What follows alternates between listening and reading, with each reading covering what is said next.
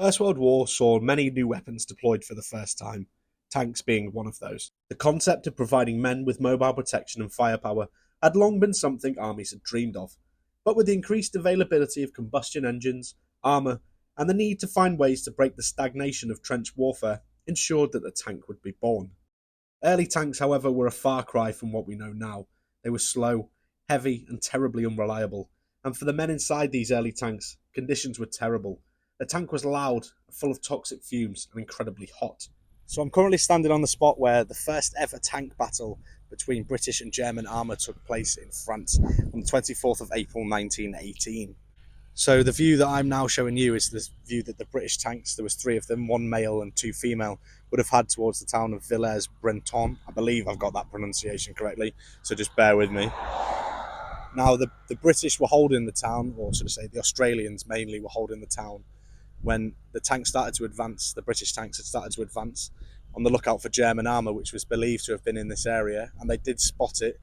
One German A7V came out of the mist around about 300 metres away from the British tanks in this area. Now, the British tanks at the time in the First World War were classed as male and female, and the female tanks, they were only armed with machine guns. They had around about 6 machine guns in them, and they were designed mainly for counter and infantry and for giving infantry support, whereas the male tanks, they had machine guns and 2 6-pounder guns in them as well, and they were for clearing obstacles and bunkers and had more heavily fortified German positions. But obviously on the 24th of April 1918, it was the first time they engaged and encountered another tank and actually destroyed a German tank as well. So yeah, we started to see the evolution of tank warfare there, tanks taking on other tanks in the area.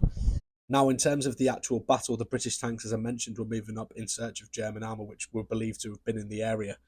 The German tanks started firing at the British tanks, scoring 2 hits on the female tanks, like I said, only armed with machine guns, which quickly forced them to retreat as the machine guns were no use against the German armour.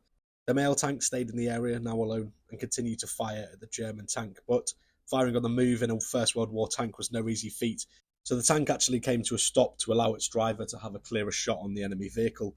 The Germans actually thought they'd knocked out the British tank, so continued to move forward. So they had quite a shock when the British tank actually scored several hits on the German vehicle.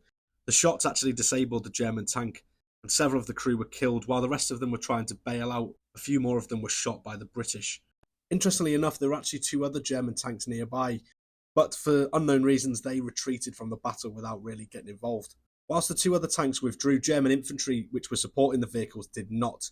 So the lone British tank, which was supported now by infantry of their own, engaged the German infantry, when out of the trees, several new Whippet tanks drove the enemy back. And just like that, the world's first tank-on-tank engagement was over.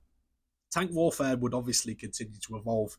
The Second World War would see tanks clash in titanic battles that most likely will never be eclipsed.